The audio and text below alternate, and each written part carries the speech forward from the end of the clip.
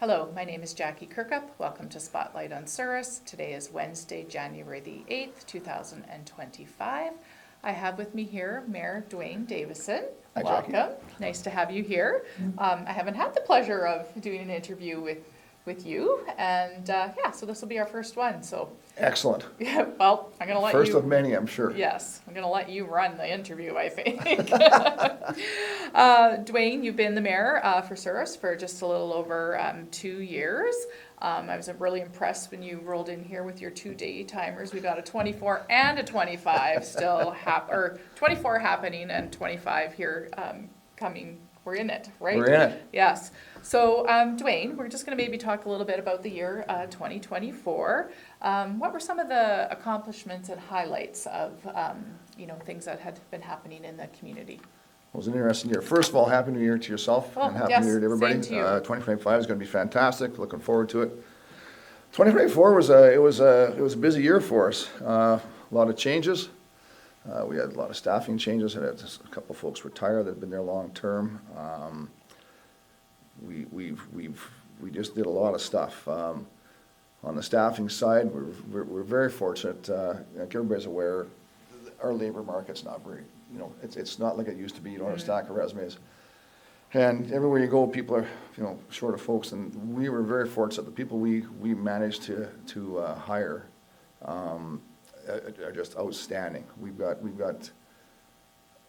I don't know, everybody says second to none, but our staff, top to bottom, is just outstanding. And the group we have now, and again, we're fortunate to have been able to hire them. They're doing a tremendous job. Work really hard, get along really well, collaborate, communicate. It's just we're just so lucky to have the staff we have. That's a big part of you're running a business, right? Any This group. is, Yep. and in a group and, It's- helping each other out, working together. Yep. So many great things speak. Yeah, I come mean, with that. it's a small organization, right? And,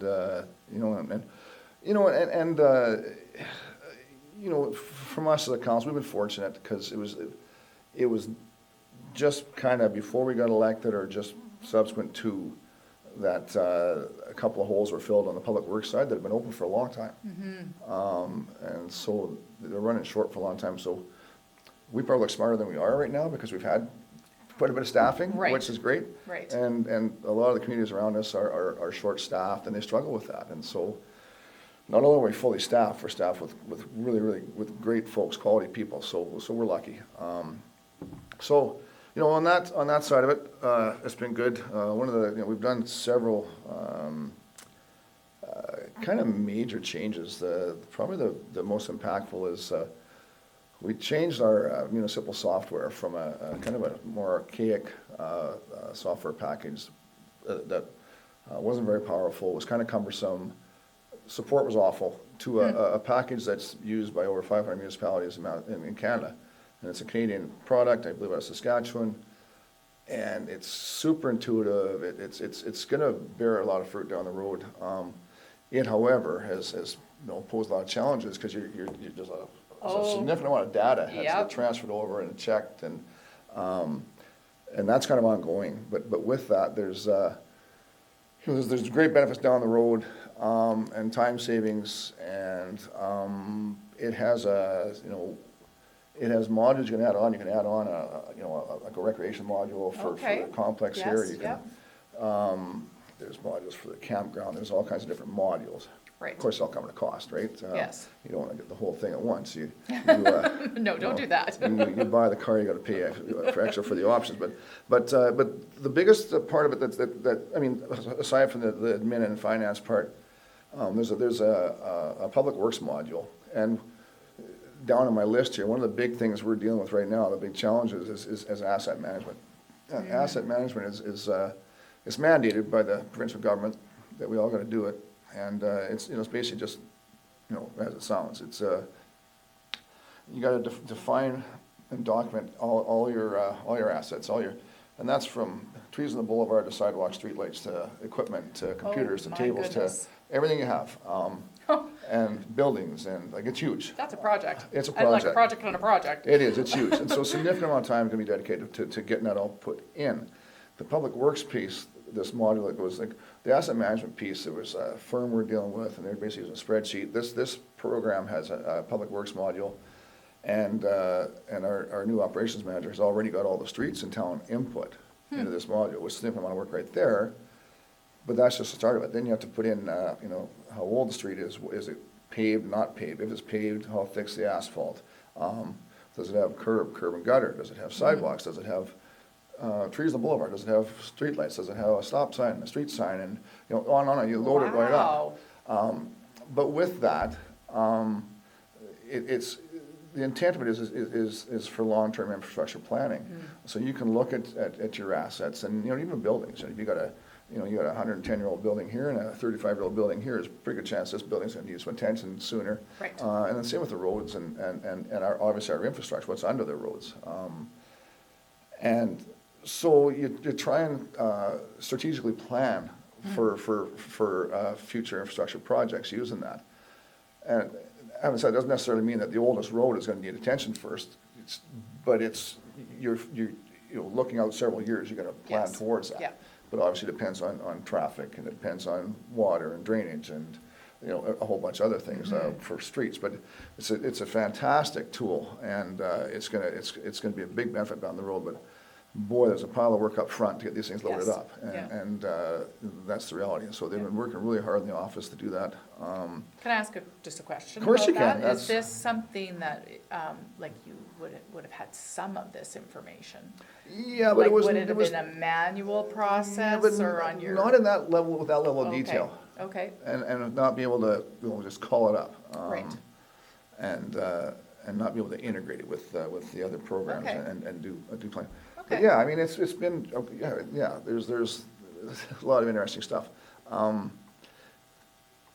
There's information on curb stops and stuff like that, for example, and it's been written down for years, and you gotta do work, and lo and behold, they're not actually where the little map says it was. Right, Right? yeah. And that's something that's been dealt with for years, you know. Amazing, and such a step forward for now, but like the future. Yeah, like our you know, as you know, our previous building inspector / operations guy was here for basically his whole career, and he had just oodles of information in his brain, and there was still stuff he'd walk up to and go, huh, that doesn't match. Yeah.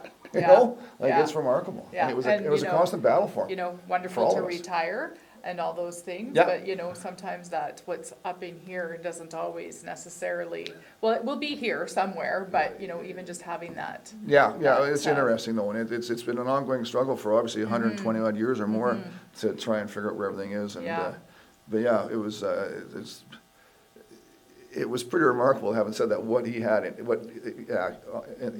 he just think for a second and point, right? But no, it's a great program, and like I say, it's required, but it's gonna be a great planning tool going forward. So that's the big thing that's kind of happened in the last year. Like I say, it's ongoing. We've done a lot of work on updating, reviewing and updating bylaws and policies and stuff, and that's kind of an ongoing process in any municipality, I think. But there's quite a few that were just kind of outdated, and quite a few that I don't think have truly kind of massaged to reflect the amalgamated entity. You know, it was Glenwood and it was the town, and they kind of brought them together, but you know, we're 9 years into that now, and I think there's some things we've learned on how just to wording and stuff like that. And times have changed. Do you find you were even like the language, like as in more modern words, were some of the changes? Yeah, perhaps on some of them. Yeah, for sure. But yeah, so that's a big project as well. And then other than that, like last year, we had several. There were some DFA projects because of that big rain we had. Was it 22 now? I think wasn't that that 6-inch rain? Oh goodness, you got me. My memory's not so great, but. It caused a lot of damage. Took the bridge out of the golf course, remember? And it caused some damage on the slope of the crescent, further damage to the golf course. So the DFA project on the crescent, the bank stabilization, I'm sure you saw that, the tiers that Hodgson Construction did. Yes. That's completed, looks fantastic. should be good for another 150 years, I would It's think. reassuring. Yeah, it's a lot of weight put there. So that was done. DFA projects out at the golf course, obviously the bridge was last year, like the year before. They, this year, worked on moving hole number 3 to a new location. It's not complete for a number of reasons. We had some challenges out there, and obviously we're trying to hold the contractor's feet to the fire to get that all rectified. Right. But it's gonna be pretty neat when it's done. Good. And there's 2 further projects to be done out there this coming year. There's behind the number 2 tee box and on the east side of that number 5 fairway, gotta be stabilized. I don't know what else went on. The backup generator at the water treatment plant finally got completed. It's been sitting there for a couple of years. They're waiting on a transfer switch. Finally got it flashed up. We were all excited. Then the power went out and the generator didn't work. Oh, no. The generator worked fine, actually. It just Yeah. didn't power up the water Okay, pumps. It just okay. turned the lights on, and that was all. Wow. So they had to come out and do some reprogramming. Yeah. But then subsequent to that, and we still have the other backup, the old one, so it worked. But it's there now, and it's great to have it. So, I think the power went out just the other day. Yes, And yes. it was interesting. People got on Facebook right away saying there's no water. Well, give it 5 minutes or so. Let the Yeah, generator spool up, right? Yeah. And it worked fine. Yeah. So that's tremendous to have. Everything else, community-wise, obviously, again, with the volunteers and the groups involved, Peacock Days and the fair and parade and everything was wonderful, Spring Fling, Scarecrow Days, all that stuff that Yes. you're familiar with, that Yeah. groups are involved with, chamber, that kind of stuff. Santa Claus Parade was outstanding this year because it was really warm out. Yeah, that's a switch, hey? That was just, yeah. Everybody was so happy. So that was good. Yeah, this community is, a tourist attraction, as you know. Yeah. And yeah, there are lots of groups and of volunteers and businesses that just put so much darn work into Yeah. trying to, keep the community alive Yeah.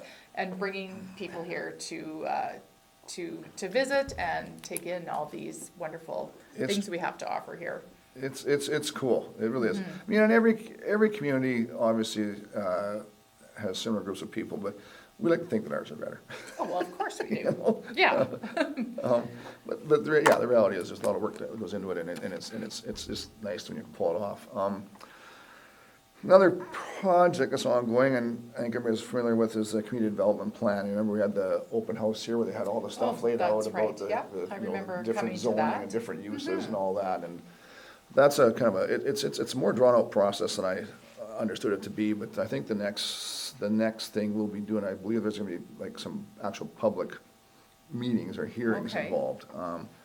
But that's an outfit called Scotland Miller Murray that's taking care of that for us. And Can you just tell me what that is about again? Like why, what are we accomplishing with it's this? kind of mandated, and every several years you have to update it. And Okay. and it's looking at your community, trying to plan forward and look at zoning and what the future development might be, and is there any Okay. requirement for maybe high density housing, or is there going to be some industry or some or stuff like that hasn't been planned for, you could plan for, or where could the next subdivisions be, or I see. right, and what's the town look like, what's the the population projections going forward.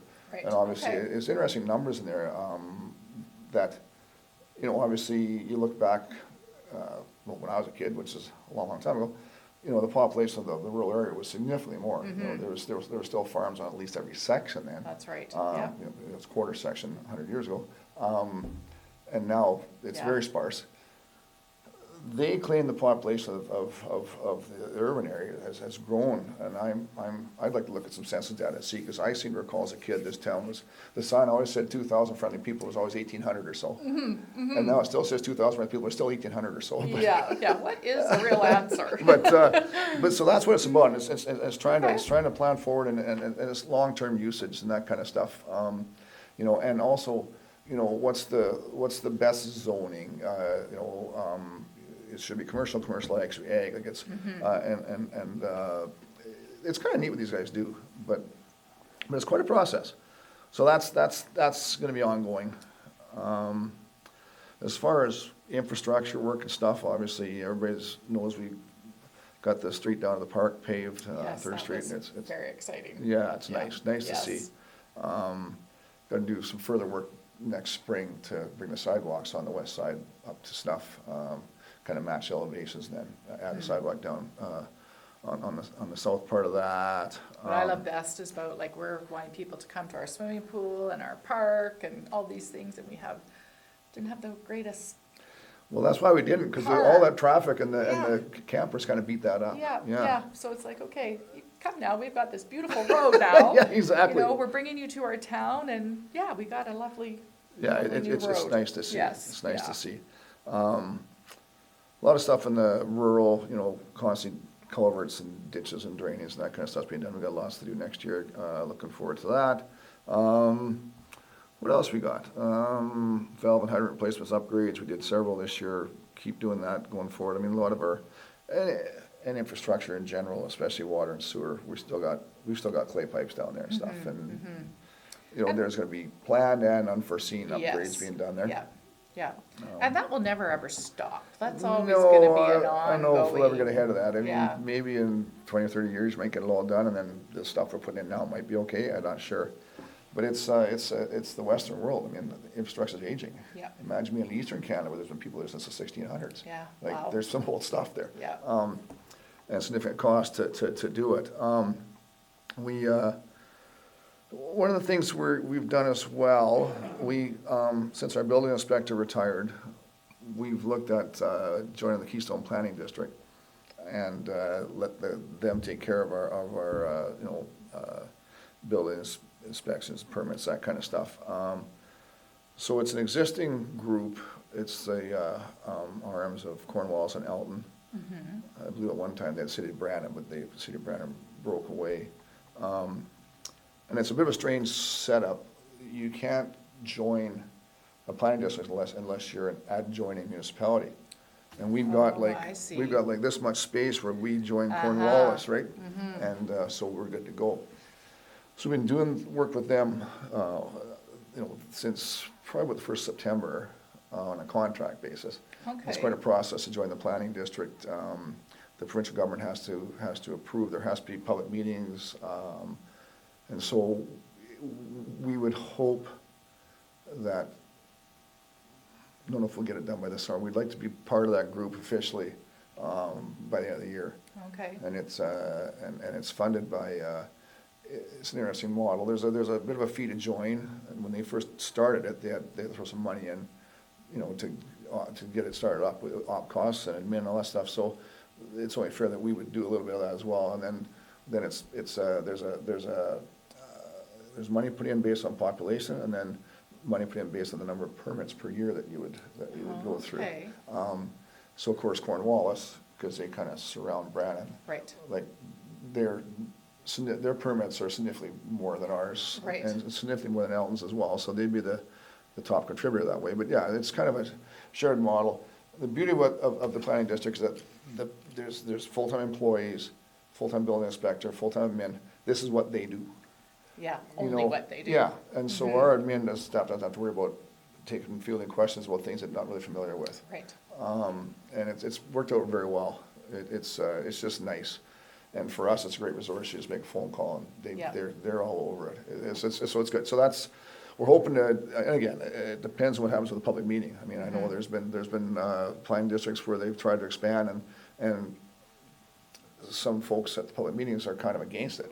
And a lot of that, I think, is a misconception about how it works. And they're thinking somebody out in Forest, for example, is gonna tell us how to run our Right. business. That's not the intent.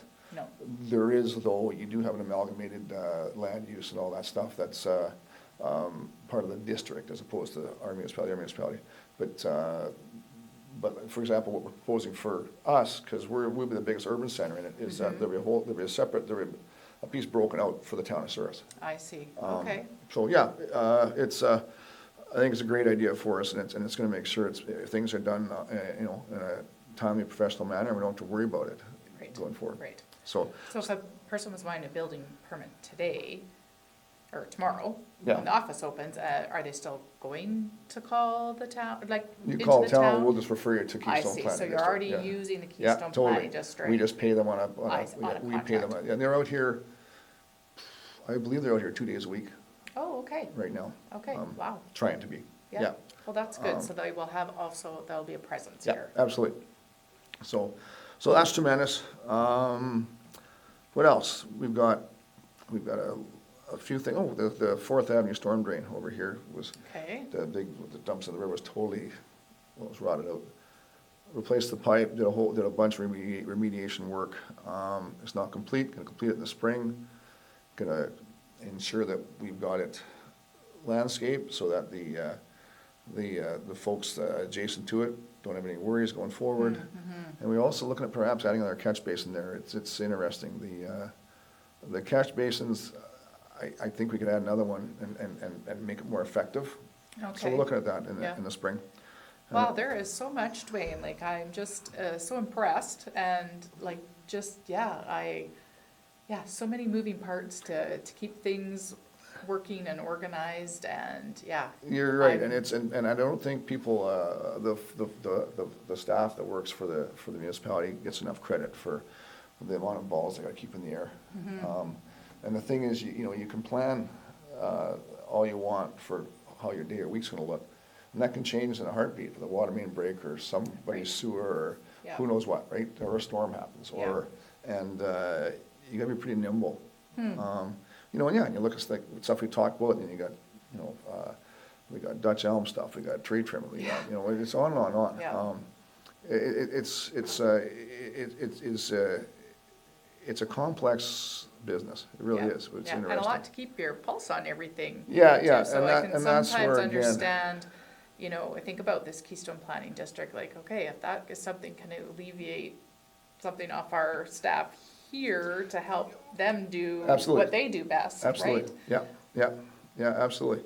No, it's interesting. A few other things we've done, I gotta mention the big peacock up by the Civic Center. Oh my goodness, it is beautiful. Isn't that something? Are you keeping it there like all the time? No, or we're just gonna, the we're winter? gonna be a Christmassy thing. Okay. So I'm not sure if you're familiar with the story behind that. Well, I am a little bit, but you know what? The people I'm that not are sure. listening to us here I'm not right sure- now yeah. likely don't. I'm not sure I So- mentioned it before, and I think there was an article in the Brown Sun about it, because we talked to some folks, but, there's a gentleman in Texas that, he had a Christmas ranch, and he built ornaments and built all stuff, and he built this peacock. And weirdly enough, his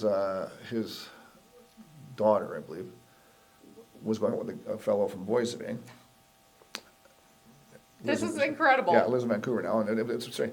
And they were visiting Boise, came to Souris to visit, saw that pavo, the silver bird down there, and the peacocks, and get a hold of Dad in Texas, show him the pictures, and talk with the peacocks. He's so fired up. He thought that was pretty exciting because he had this peacock he'd built. Yeah.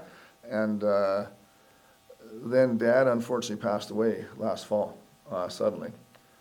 And so his wife is dispersing the Christmas ranch, and she, because of this connection and his excitement about our community, she donated that peacock to us, free of charge. And not only that, she put it on a trailer behind her vehicle and drove it up here for free. And it's tremendous, and it's humbling, and it's a tremendous honor to have it. It's a nice story, and Yeah. It just gives me shivers when oh, you're it does. talking about it. It's 'Cause pretty I think special. it is very special. it's pretty special. And Yeah. so, and it fits in, it fits in, It and it fits. looks awesome. Yeah. And you can't tell, but there's several hundred lights out on it right Yeah, now. it's beautiful. We could pair some It lights is next year, it's even beautiful. better. And so then, we're not sure that's a permanent spot for it. We'll talk about it, but it's a tremendous story, and it's Yeah. something that is worth repeating, because it's like I say, it's humbling for Yeah, us to be absolutely. to have that. So it's pretty neat. Other than that, we've made some equipment purchases to try and help the guys do what they do more efficiently. Like the skid steer, for example, we just bought not long ago, and the intent of that is hopefully to take some hours off the bigger machinery, which is obviously more expensive, and Right. and it's working out. We're Yeah. very happy with it. The other thing people are going to notice, it's interesting, we got a new website finally, and it's still not totally updated. It's just they're so busy, but it's way more intuitive, and it's easier to update and easier to put current changes on, add pictures, do whatever. But through that, there's a program called Catalyst, and it's a meeting management software, And we're using that now for our council meetings. And so we can Oh. do real-time, like resolution stuff on this package. Okay. And then subsequent to our meetings, obviously a little bit of just double checking and checking grammar and all that. You press a button and the minutes are posted on the website. That's awesome. So instead of taking, a day and a half to Yeah. review and get everything posted. So that's another, all these investments, they are just that, they're investments, and they're resulting in efficiencies that are gonna pay off big time down the road. So, I think we've accomplished a lot with that. We're looking forward to doing more of those things. For example, we're looking at in several rinks in Manitoba, we have it now, it's called level ice. It's like a, when nowadays, when people are doing construction with scrapers and dozers and that, they've got GPS that controls the level of the blades, right? when they go. Okay. It's the exact same thing with the ice, with the scraper on the Zamboni. Really? And so it's sensors in here, and so you drive, and the goal of that obviously is it's quicker to do, but optimal ice thickness, I believe they said is like 1.25 inches. I could be wrong, but, and there's times last year we had 4-inch ice in this place. And it'll result in less wear and tear on the plant, obviously more efficient, less cost for utilities and whatnot. But the beauty of it as well is that once it's set up, like, as long as you know how to drive the Zamboni, anybody can go out there and do a good job. They just gotta drive a certain speed. Right. And this thing automatically does. Right. Does It the adjusts the other part. blade, Yeah. and significant labor savings. Because right now, you gotta typically on a weekly basis go out and drill like 40 holes in the ice and measure it. Oh, really? And then if it's high in spots, you gotta go scrape. And then you gotta Okay. reflood and measure and scrape. Wow. And talking to our operations gentleman here, he thinks with Survivor alone, it'll save 2.5 days on getting ready for curling, and if we're keeping the hockey ice in, it'll be 2 days after. So 4.5 days labor savings just by having this device. Wow, that's So there's a return on investment with Yeah, that, right? yeah. And again, we talked earlier, like labor is our biggest challenge. And so stuff like that, like there's efficiencies to be gained. And there's Yeah. all kinds nowadays with the things we're looking at. Just an article came out, I read this morning, 11 of the 12 rinks in Winnipeg have put ice temperature monitors in their ice. And then they input their schedules for when there's gonna be hockey, not hockey. And they raise the temperature, let the temperature go up, say overnight, if nothing's happening. Then a couple hours before people are coming, they crank it back down, so it's not always running Yeah. and circulating. Yeah. And they figure they're gonna save 40% on their utility costs. Oh, that's a significant savings. Exactly, so we're probably looking at that as well. Right. So all these things, we're trying to become more efficient, because costs are so Yeah. high. And just, I don't mean to be No, that's fine. interrupting, but No. I think of like, we are sitting in the complex, and this is the biggest facility you're operating here in our community, and it was jam-packed busy here tonight. Yes. And, yeah, I can just, and I always look back to when this rink was built, and those that came up with the idea or whatever, like, they were a pioneer. Absolutely. In our time. Absolutely. Right? And, here we are 20 years ahead of, say, other communities that are maybe still fundraising to build Yeah, a yeah. new place, That's right? a good segue. So, and I'm but mad, it you is. just totally. But it is, and it's interesting, it was contentious at the time too, right? Absolutely, I remember it well. So, as we know, we've talked about it before, the hall was here, this place was built, added onto the hall. There's been issues with that since 1995 when it happened. Yeah. There's been water leaking in there, water leaking over in the bathrooms and the curling club lounge. There's been issues with the roof, issues with snow load on the hall. There's a bunch of things. Make it short, because I've already been babbling for quite a while, but. It's okay, But it's. there's lots to talk Yeah, about. but to repair the hall, there's 2 or 3 different options, but and the roof itself, so the roof itself, plus of course, flooring upgrade, all that stuff, kitchen upgrade, you're looking at about $2 million, they estimate. Wow. And they're saying maybe a 15-year lifespan on that repair. On just a repair. Yeah, Okay. then they're saying, okay, you could build the exact same building, snow loads and stuff, still have to deal with this joining area, and it'd be $3 million plus. So Whoa. then we've had some discussions, and we're saying, it's a weird thing, because the hall was there as a centennial project for 1981. Yeah. And so it was attached to. If we're going down this road, if the hall wasn't there, what would this complex potentially look like? Right? So, you know, in my opinion, in our opinion, you go out 2 floors like we are here on the 2nd floor. Yeah. You have all that space to do, you know, a walking track, or, you know, we need more dressing rooms. We need space for gymnastics. We need space for pickleball. Yeah. We need, Yeah. you know, there's dozens of things you could do. We also need a hall. Yeah. So we've gotten an engineering firm to look into that, and they've done some studies and you know, geostudies for soil and whatnot, and you know, for putting piles down if need be, and starting looking at design options. We've got kind of a steering committee that's been sitting down and talking about throwing, and just things I mentioned, throwing spaghetti against the wall, see what sticks. Yeah. Yeah. Those are the things that are immediate. I mean, gymnastics and storage, obviously, because Oh, all that stuff, there's no place to store stuff. You know, I feel bad for Carol. Well, like, I'm just gonna give an example. Yeah. So I was coordinating the big craft sale here. And I always like to come like on the Friday, get the tables sorted out, you know, kind of just get everything, you know, set up. And usually Carol, and whom is other people, are taking down that darn gymnastic equipment.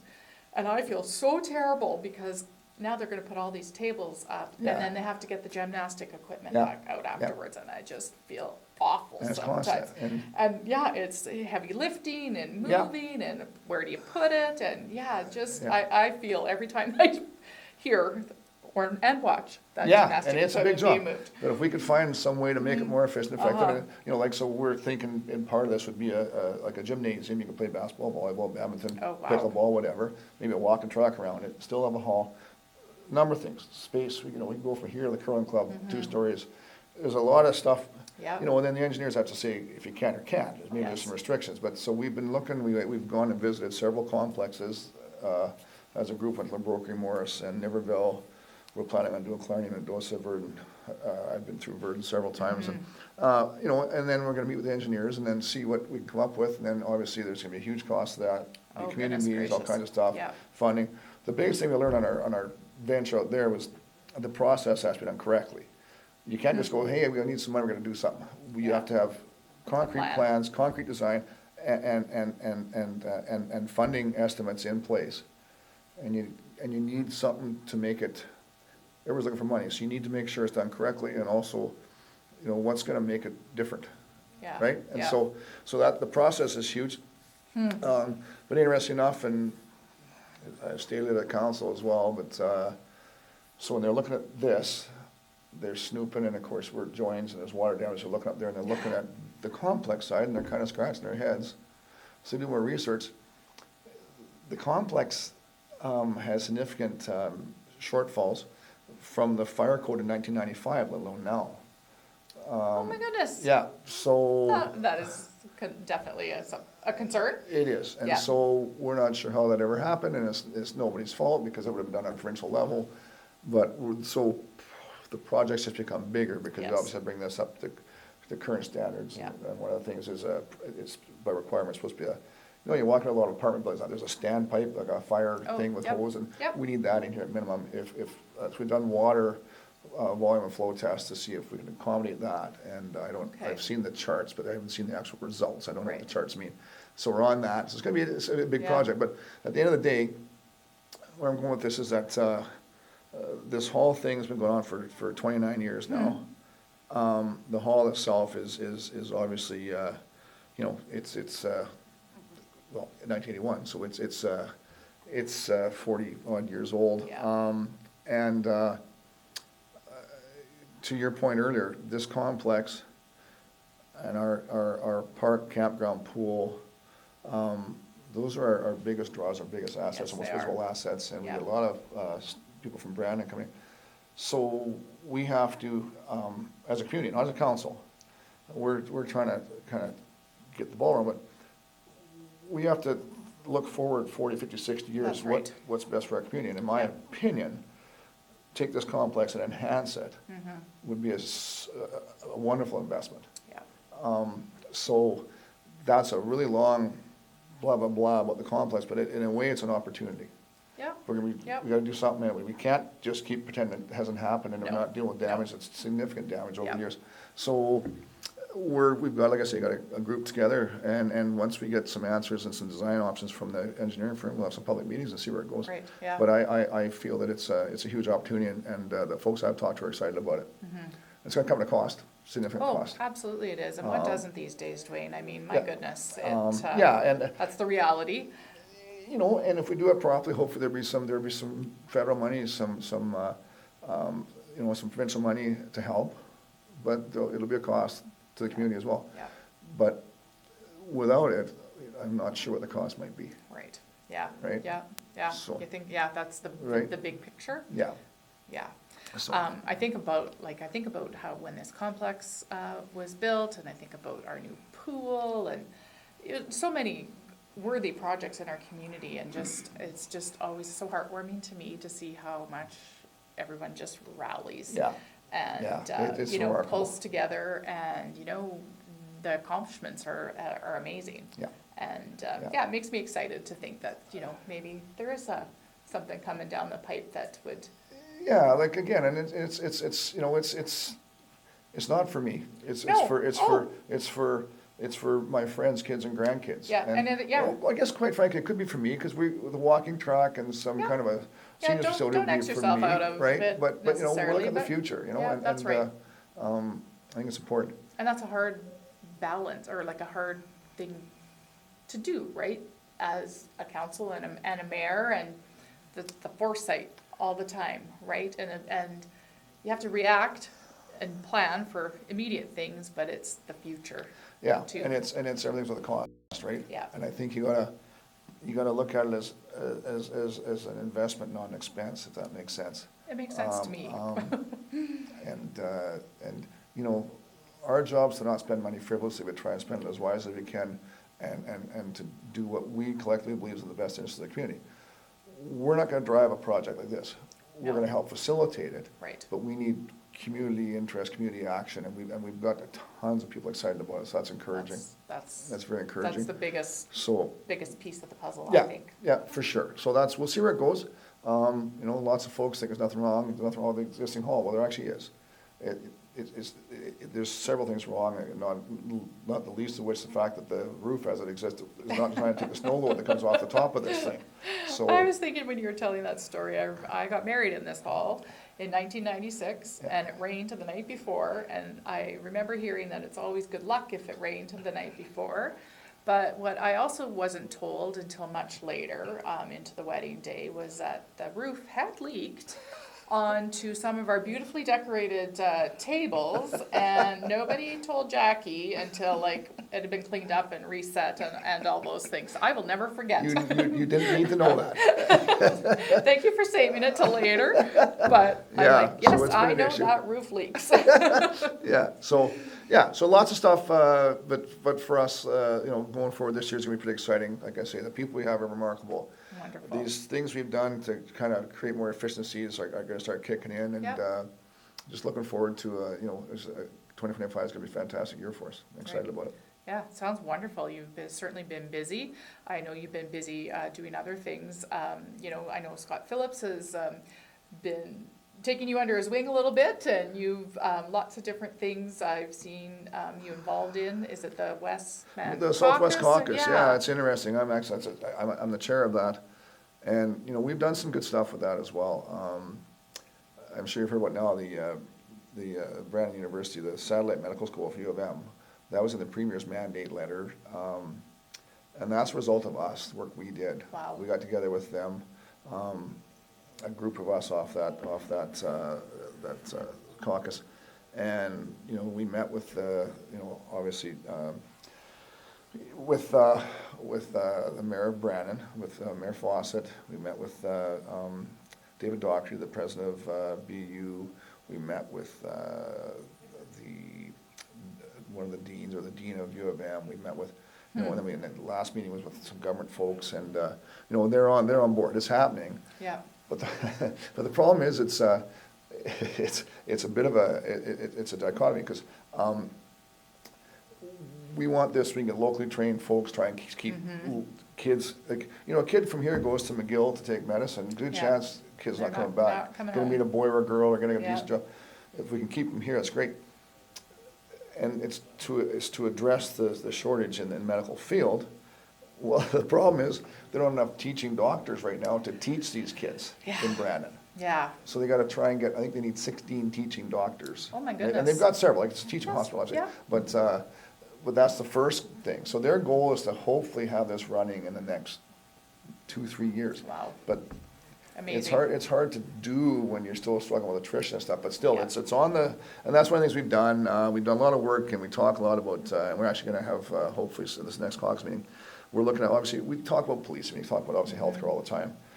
We've had Mountable Housing come and speak to us, we've had, engineering firms, we had, folks that do, like infrastructure projects a little differently, more modern technology, that they come and talk to us.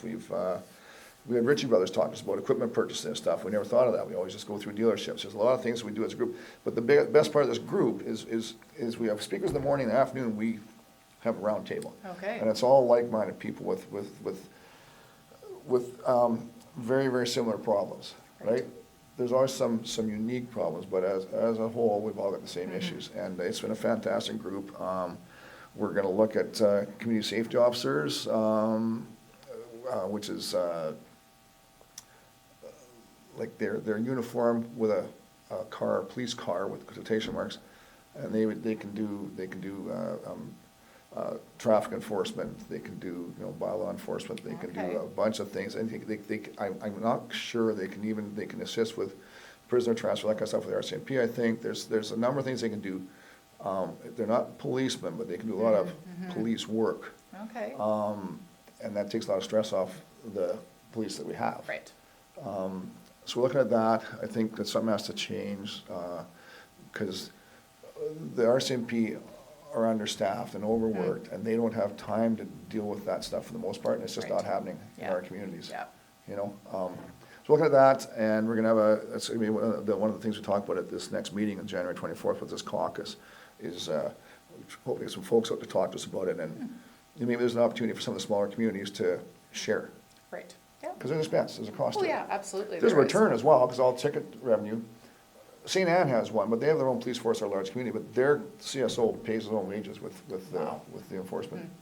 So so the Southwest Caucus, thanks for bringing that up, has been a fantastic group. We've got, I feel we've accomplished a lot, and it's just, it's networking, but it's networking on steroids. Yes. It's just yeah. fantastic. Yeah. I was So- thinking to myself when we were just talking about it, and, here you are, Duane, and you're the mayor of, the municipality of Souris, Glenwood, and, we're a good size, I'm just gonna say that. And I see on social media, here you are, one day you're over here meeting with so-and-so, and, you're, talking to the premier, and there's a picture of you with the premier, and then the next day I see you over here, and you're doing this, and I think, holy smokes, it's not just like working here in this community, it's also the networking and the bigger part of the politics maybe Yeah, it is. as well. Life's about relationships, right? Very It true. really is, and reciprocal relationships. And so it's important that we know these folks, and we talk to these folks, and we when we go in and talk to ministers or talk to the premier, and I've been fortunate enough to sit down with him on several occasions, and just a handful of us have lunch and do whatever. You want to have solutions. You don't. It's not a gripe session, and they get a lot of gripe sessions. Yeah. You want to go in with and present your challenges and offer up potential solutions. You want to work with them. Yeah. You want to do that in a respectful manner. Yep. And I think it matters. I think we've our group, the Southwest Caucus. I mean, it started long before I got here, but they've changed the rules on the medical first responder piece. And that's a result of the work that we've done, and then ultimately through AMM as well. There's been several things that there's been, the MASC offices, they're opening a couple out Oh, here. right, They yeah. haven't announced the locations yet, it's driving us nuts, but they've committed to 2 offices. I And did that's a read result that. That's a result of the work that this group has done. A lot of that, like I say, a lot of that was done ahead of time with me, and Scott Phillips, you mentioned his name, you know, and whatever, Randy Hennessy, and there's some guys that have been involved for a long time, Claude Martin, the MFR piece, gosh, it slips me out, the gentleman in Reston's been on this for a long time. But it bears fruit, and it's not just being the squeaky wheel, it's being the squeaky wheel and be respectful and offering up solutions. Right. And we're not asking for 12 ag offices building up, we're asking for a couple in strategic locations. We're asking, yeah, it's you know, and I guess I'll take this opportunity to, you know, we talk about that. There's been comments about, oh, there is another photo op, and look at them all. You know, yeah, I'm doing it for fun. I get up at 4 in the morning, drive to Winnipeg for 8 o'clock meetings at legislature, have meetings all day with ministers or deputies, which is hard to get, and in the summertime when it's 35 degrees outside, it's like 50 degrees in the ledge. Yeah. Like that's a real fun day. Yeah. You know, like it's a little disappointing to hear that, but you know, it's part of the. Oh yeah, and the other comment was, I'm sure it's that, you know, we're paying for that. And goodness. Periodically there is. We take turns driving, we claim mileage whoever drives. I don't charge for time, like it's interesting though, because dealing with the folks in Winnipeg, whether they're blue striped or orange striped, most of those folks doing what they do at that level for the seniors, we're doing at this level. Yeah. You know, they truly believe in their cause. They're trying to make the province a better place for, you know, their kids and grandkids, and that's what we're all doing, and that's what it's about. Yeah, that's right. So, and I hope, please don't take that as me saying, oh, photo op. No, it's interesting. It's the segue, and I'll do a little, you know, I thought, oh, I'll take it this moment. And But so for me, it's not just that. Social media is how I'm finding out about what is happening. Yeah. That's how I get my news. So I appreciate. Yeah, well, yeah, and way. it's interesting, and you know, you know, on that vein, I feel it's a good opportunity right now to give a shout out to our MLA, Grant Jackson. They're in opposition right now, but Grant's done a fantastic job. He's got his ear to the rails. He's super receptive. He's always available, and he's going to do wonderful things for us going forward. So I just, you know, take that. I mean, we're fortunate, and he's right here in town. He's bought a house. He's renovating a house. So even though they're not in government, he's still our conduit. He knows the system, he knows the deputy minister, you know, and it's been great. And so I just want to thank Grant for what he's done so far and look forward to working with him going forward. Yeah, so many great things happening. Yeah, it's been fun. Yeah, so I got lots more, but I brought up to wrap that up, so. Are we going to stop? I think we better. Okay, People well, because you haven't come back yet. I'd gladly do this again with you. It's been great just, hearing about what's been happening. Again, sometimes, you know, I sit in my little 4 walls at my home, and that's where I work, and I don't necessarily know what's going on all the time in the community. So to hear about it tonight was really, really beneficial and helpful. You know what? And we're only this deep into it. I mean, we've got a fantastic council, and everybody's involved in their own pieces. And I'd like to bring you know, 1 or 2 of them at times as well. They're all very committed. They're very involved, and they're all involved in little different things. Like I can't do everything. No. Right? People think I can, but I can't, and I don't want to. And people have their own areas of interest, and they dive into that. It's that old saying, jack of all trades, but master of none. Yeah, I mean, I have an idea what they do, which is great, but it's not, my job isn't to tell them what to do. My job's mostly, and again, I'm supposed to be the voice of the municipality, and I'm the one, you know, that probably gets more nasty phone calls, but we're a group of 7 individuals that collectively work as a collective. And they all do a fantastic job. They all put in a ton of time and a ton of work, and it's just very fortunate. You know, again, I look forward to working with them for the next couple of years as well. It's been really good, really interesting, and it's been a lot of fun. So. Yeah, so maybe the next time, maybe if it works out, a couple of them could come along, and they could just sort of, I know lots sit in different committees. Yeah, and you know, we're doing a lot of committees to create the whole now, but you know, stuff like I got on here that Councillor Apley's involved with our emergency management stuff, and he's, you know, because he's won the fire department forever, and he's familiar with that. He was involved in the flood in 2011, so he's working with that. And we've got a new municipal emergency coordinator, Dusty Williams, And Bruce worked with him, worked with the provincial government, get that stuff. I mean, he's big into that, and Bruce did a lot of other stuff. You know, Councillor Isaac is doing stuff, different things. She's involved with daycare, that kind of stuff. You know, Councillors Walker and Brown are weed districts and water districts and watershed district. And, you know, Councillor Giroux and Dembo as well. They're all just awesome, but they're all doing different stuff. And they're doing stuff they're good at. Yep, yep, and that's what you need. It's and that's what you want. Yeah, right? yeah. Just everything working together. Yep, yep. Working good. It's brilliant. Well, awesome. So yeah. Okay, well, I'm gonna tell the producer. We're gonna talk about the time.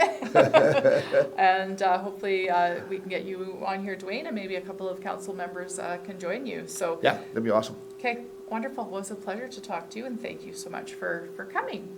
This has been Spotlight on Souris for Wednesday, January the 8th, 2025.